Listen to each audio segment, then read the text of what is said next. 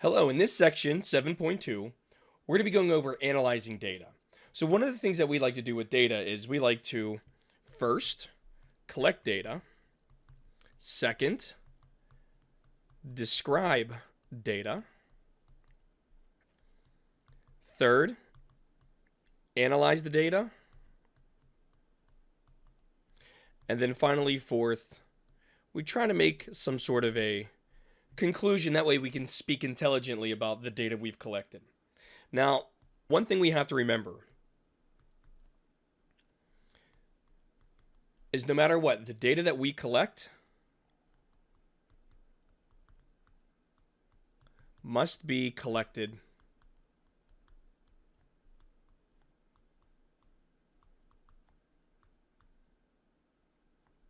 responsibly.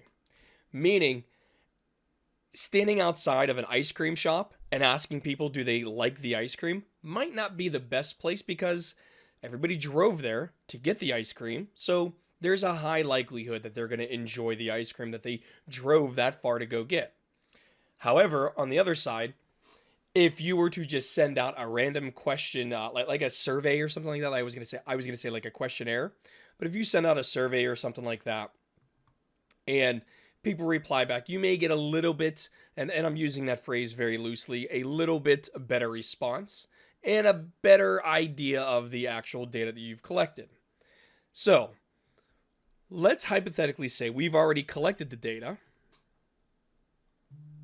Now what we want to do is we want to start to describe and analyze the data. Okay?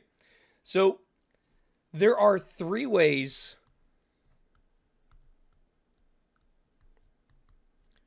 to find what we call the measure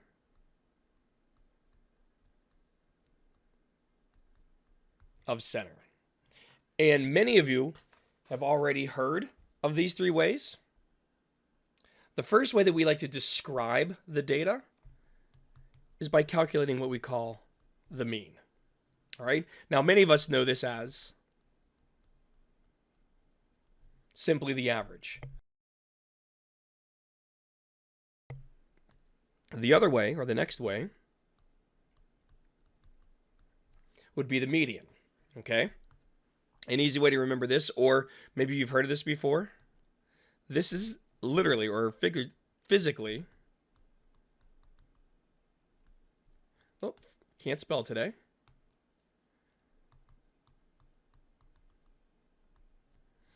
The number in the middle of a sorted list of data.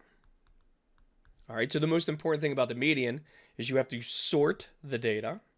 All right, that's really important. And then the third way is going to be the mode, okay? And this is the number repeated the most.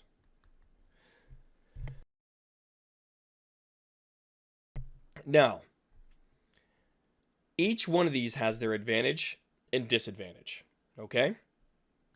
And as I go through each one of them, I will tell you, okay? But first, let's talk about the mean. Now, the mean is a numerical measurement about the set of data. Now, the mean does have a formula. So the mean has this special symbol. This is called X bar. And this is equal to the summation of X divided by N. Now, I'm going to be honest. None of these symbols make any sense unless you know what they are and you know what they represent. Therefore, on the far right side of your screen, X bar is the mean. This letter E is called sigma, and it just means to add. That's all it means, is to add up. X are going to be the data values you collected, and N is the total amount of data values. So now that we know what each one of these symbols represents, hopefully this formula makes a little bit more sense. Okay? Now, the mean is definitely the one that we use the most. Okay? So it's definitely most used, and it requires what we call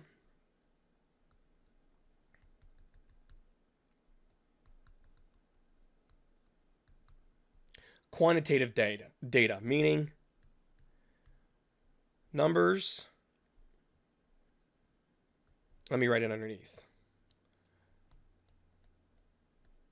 Numbers and measurements. Okay? Now, one downfall of the mean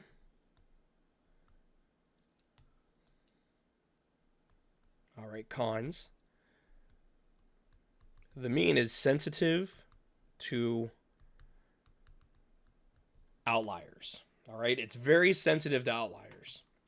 So, like, for example, let's say you were looking at all these prices of food, all right? And they're all around the same price. I mean, you have an estimation of what they could be. But then one of these items is like 5 times the cost of everything else, okay? That would be an example of an outlier, and that would affect the mean dramatically because it's very sensitive to outliers. Another con, all right, would be sometimes the value itself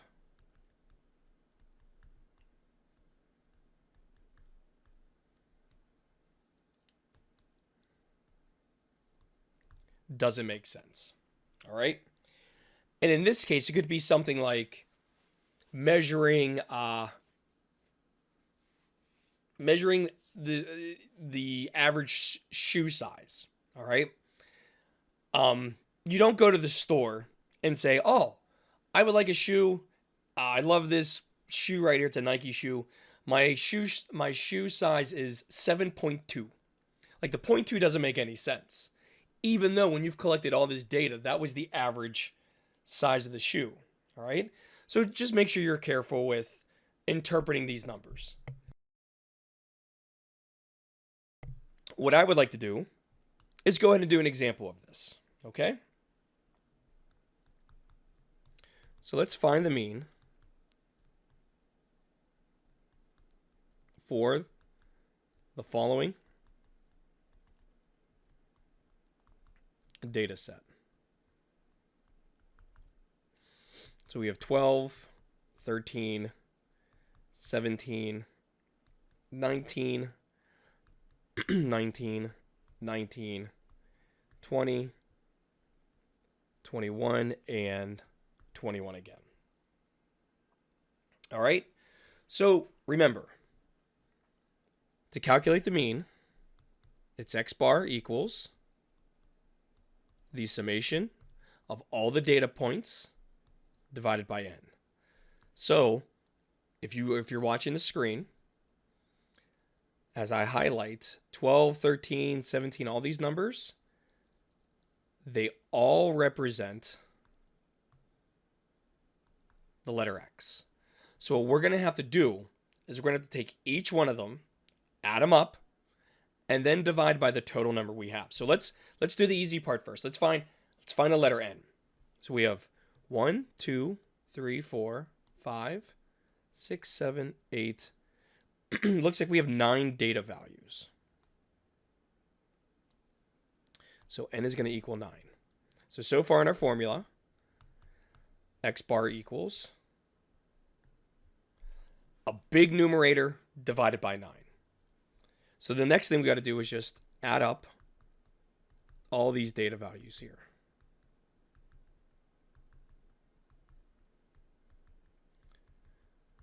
So I'm going to get out my calculator here. Let's see if I can do this real quick.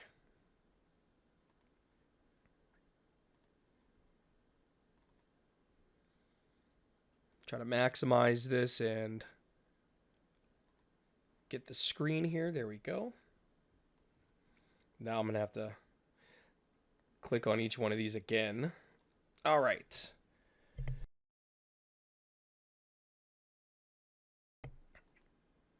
So let's go ahead, let's add them up.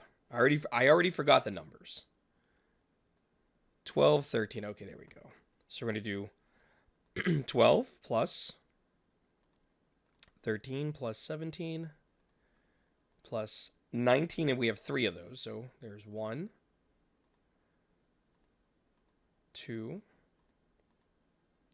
There's my third 19, 120, and 2 21s. All right, so the numerator turns out to be 161 divided by 9. And I'm going to copy and paste this into our notes so we can see it. Perfect. So we end up getting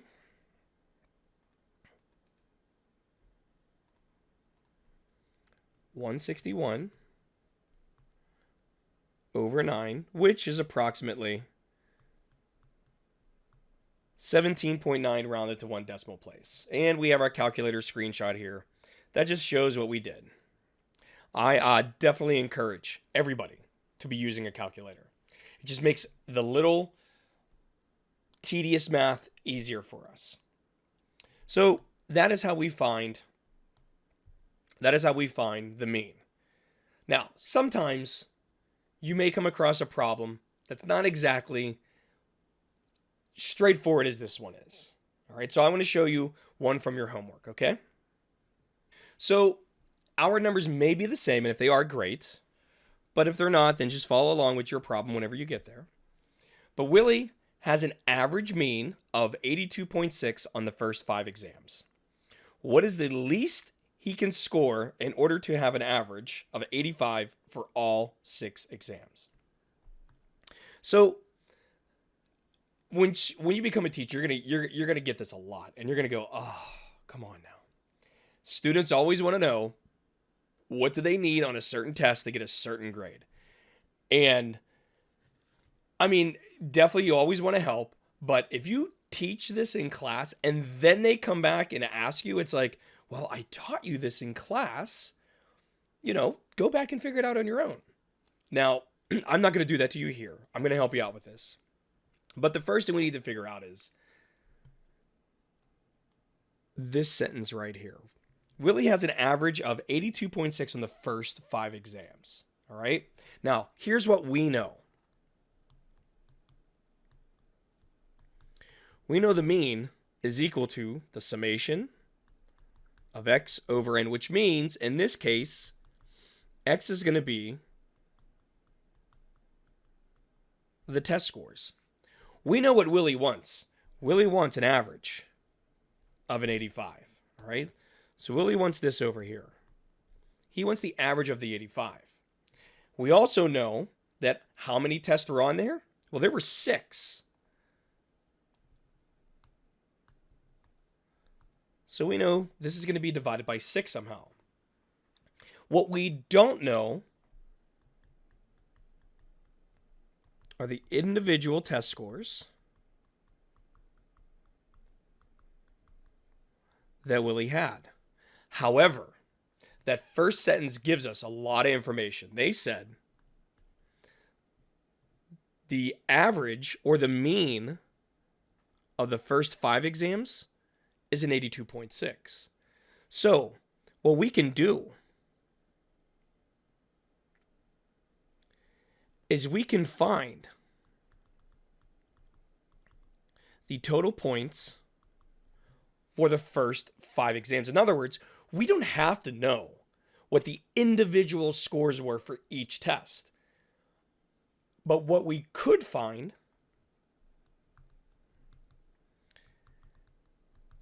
is for the first 5 exams, we know that the average was 82.6. We don't know the total points, but we do know that there were 5 exams for that. So, if you look at what I have here, we can figure out the total points just by saying, well, we're going to multiply both sides by 5. Now I'm doing this off camera. 5 times 82.6 is 413. So we know the total points for the first 5 exams has the total 413.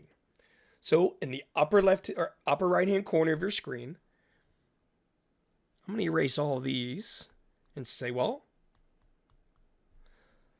the total points for the first 5 exams has to be 413. So now if you look, I have, and I'm just going to rewrite it down below. We have Willie's score that he wants, 85. We know the total points for the first 5 exams were 413 points. This last X sub 6 just means the 6th test or the 6th exam. And we're going to divide it by 6 because that's the total amount. To solve this, we're going to multiply 6 by both sides first. By doing that, on the right-hand side, we reduce the 6's. Don't know why that went away. On the left-hand side, 6 times 85 is 510.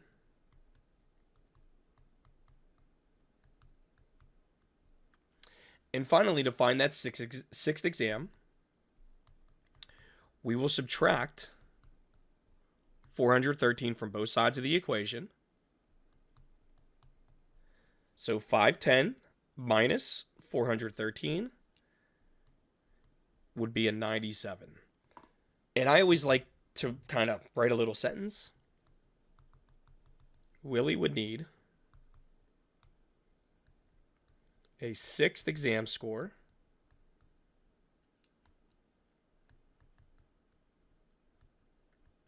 of 97 to obtain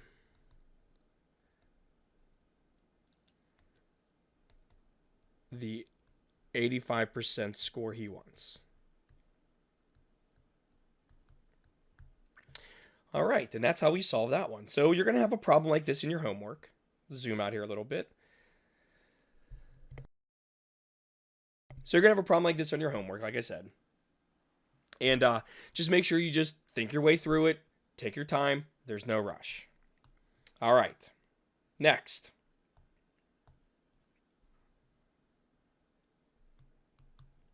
The median. Okay. Now the median, we already stated, is the number located, in the middle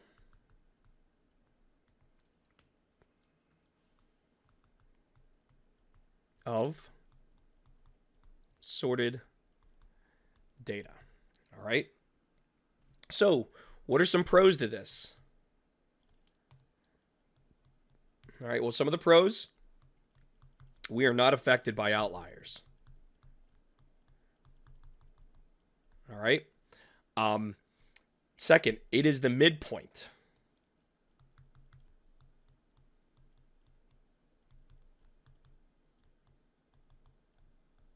All right, it is the midpoint of the data. All right, so like I said, it's the exact middle. The mean can shift left and right a little bit, especially if you have an outlier. But this median is boom right in the middle. What's one of the cons?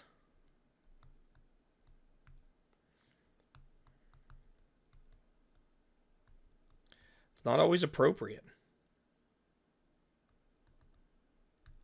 Okay, so like for example, if you look at like a team's winning percentage, all right, if you look at the winning percentages of all teams, that's not a really good representation of the median, because there are some teams that win all the time, and there are some teams that never win. So when you look at that situation, all right, you will sit there and say, well, let's think about this. If a team wins all the time, they will have a winning percentage of 100. Then we'll call this the Pittsburgh Steelers. And I know they don't win all the time, but let's hypothetically say they do. Then you have the Browns. Now, as a Pittsburgh Steelers fan, one of our rivals is the Browns, and we love to beat the Browns. So let's just say the Browns win percentage is 0. They never won anything. What the median tells you is right down the middle would be 0.5, all right, or 50%. And that right there does not give us a really good representation of what's happening in this scenario. What's really happening is one team is winning all the time and one team is losing all the time. All right? It's not a 50-50 shot here. So let's go ahead and let's look at an example of the median. Now, there are two cases we got to worry about. So when we calculate the median,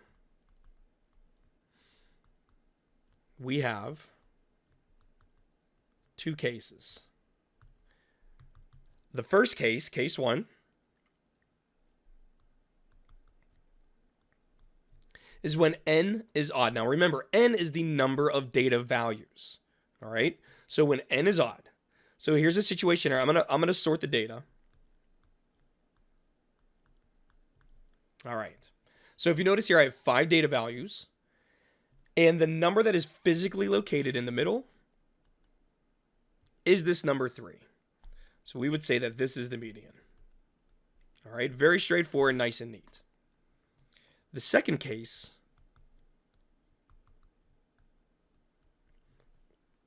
is when n is even. Now in this scenario, if I use basically the same data values, except I add one more so it's even, the physical middle location is right here. But as you can see, there's no number there. So what we do is we take those middle two numbers and we find the average for them. So 3 plus 4 would be 7 divided by 2, or 3.5. Okay? Now, as I said earlier, all right, the mean is sensitive to outliers. The median is not sensitive to outliers. So let me show you an example here. We're going to compare the mean versus the median with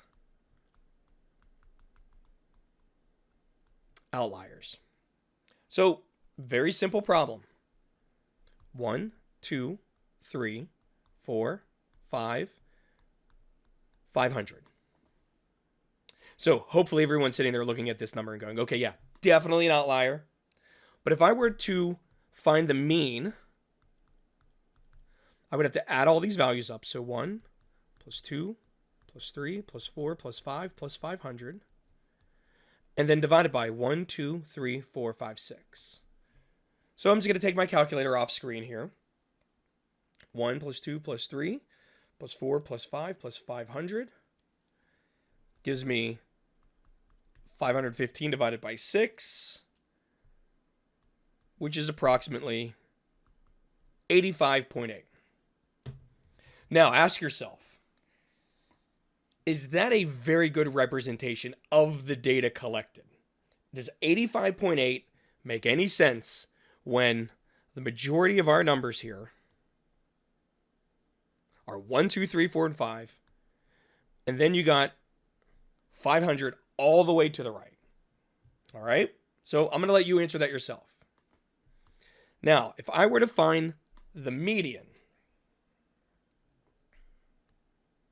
let me use a different color.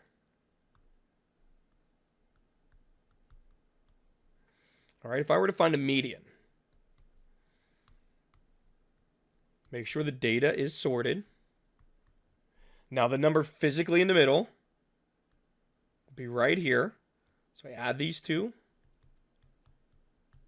And we already found that this is 3.5. Now, ask yourself, in this scenario, does 3.5, is that a better representation? I would say absolutely it is. This 500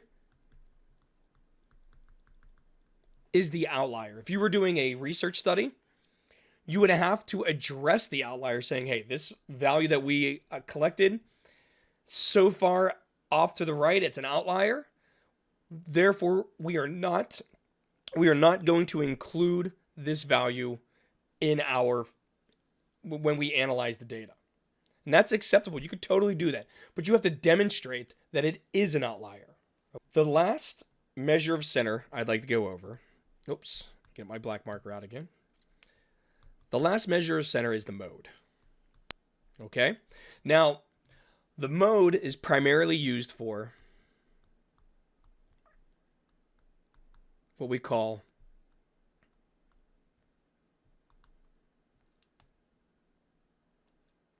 let me use a better word. Qualitative. You're gonna hear that word a lot more.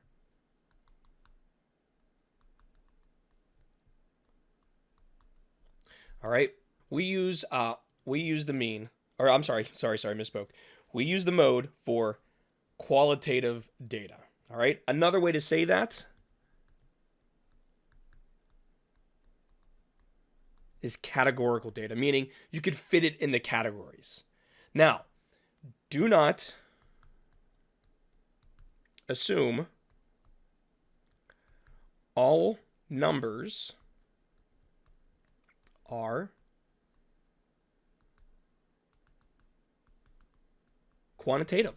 Not all numbers are quantitative. Even though they're numbers, and the word quantitative means quantity or numbers, not all numbers are quantitative data. Here's an example. Let's say we are in a room of, 10 people, who cares? And our goal is to collect the different area codes for the people in the room. All right? Now, area codes are numbers. So like I said, let's say we have 10 people.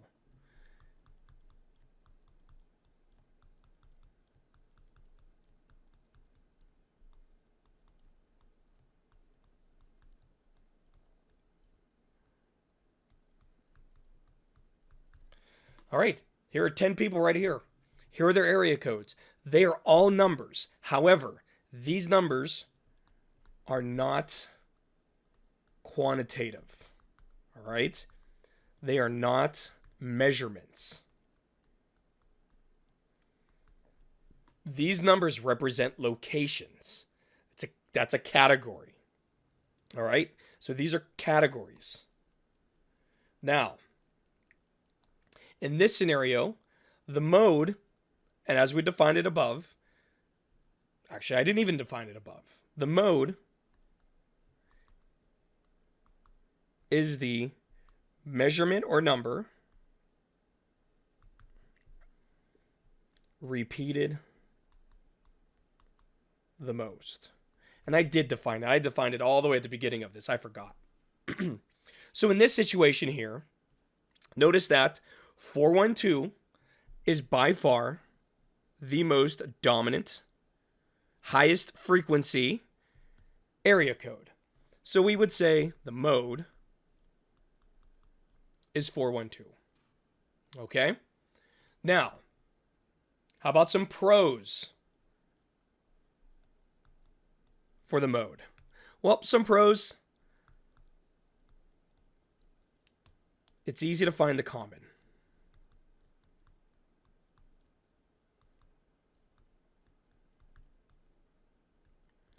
So it's easy to find the most common data value. All right, it's the number repeated the most. If we were to graph this,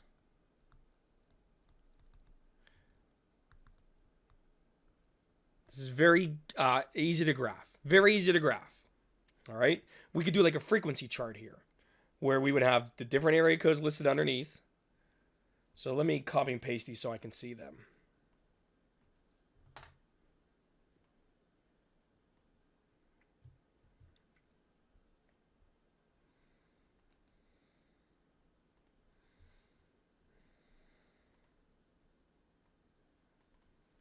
All right, so I would do an XY. There we go. Frequency. And the measurement. So we would have 412. Let me put it over here a little bit more. 412, 848, 613, 724. Call this 2, 4, 6, and 8. So for 412, we have 1, 2, 3, 4, 5. So it'll be like right here. For 848, we only have 1. For 724, we have 1, 2, 3.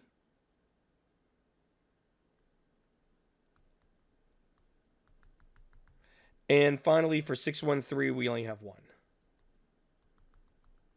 So there you go. There's your graph right there. You can easily condense the data into a nice picture. All right. What are some of the cons? Well, some of the cons.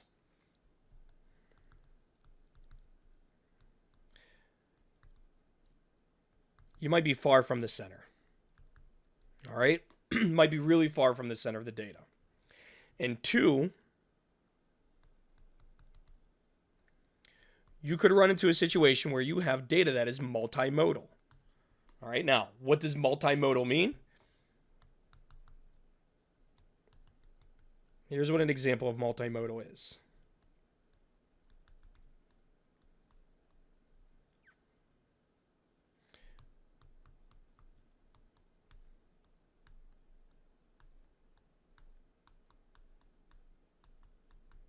Here we have data here, and this is what we call trimodal.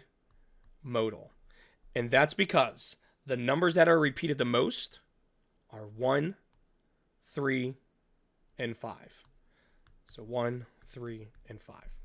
So in this situation, it would be maybe really difficult to make a decision because it's multimodal. This is trimodal.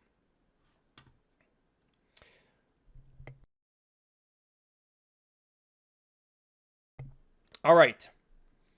The next thing we're going to go over is basically how we do your grades. Weighted averages. Now, with weighted averages, okay? With weighted averages, each category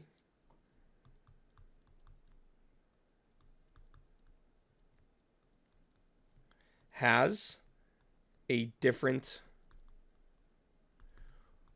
weight or value assigned to it.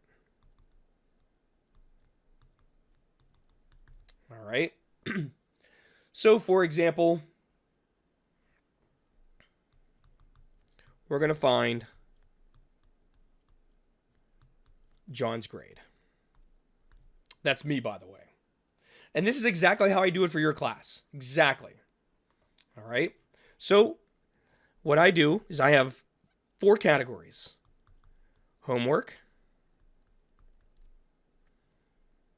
test, quizzes, and then a final exam. All right. And what I'm going to do right now is I'm going to pull up our syllabus. I'm doing it off on my computer, so you can't see it right now. But I'm going to pull up our syllabus right here, and I'm going to get the categories themselves. So let's see here. Let me scroll down. Homework is 20% of our grade.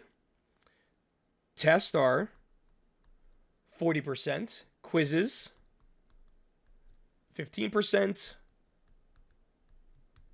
And then the final exam is 25%. So if you were to take all these scores and add them up, 20 plus 40 plus 15 plus 25, this would get you 100% of our grade. So visually, here's what's happening. Let's say we get a pie chart. 40%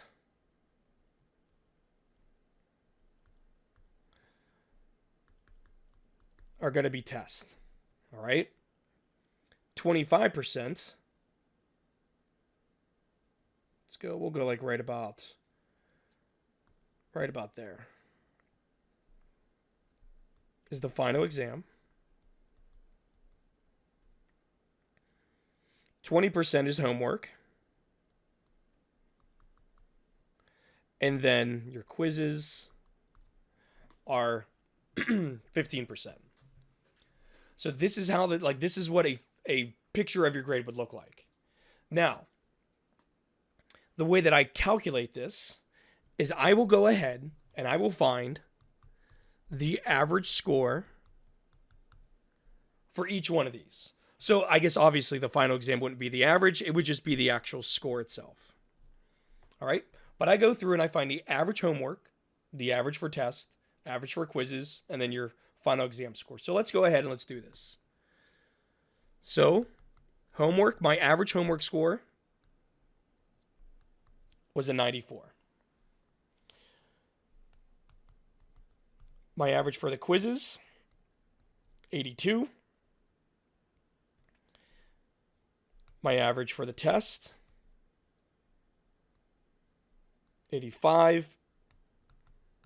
And then my final exam, 78. So how would I calculate my grade? Well, the weighted average is equal to the sum of the weight times x, all divided by the sum of the weights. Okay? So W would be the weight. Oops, let me write it underneath. Weight of each category. All right? So if you just look above, my weighted average, WA, is going to equal 94 times the weight of that category. Okay? So the weight of the category for homework was 20%. So it's 0.20 plus 82 times the quizzes. Quizzes were 15%. Plus 85 times our test. Tests were what? 40%?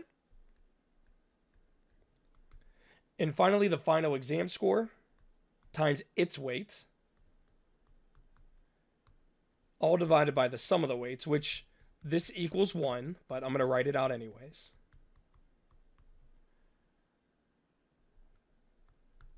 All right.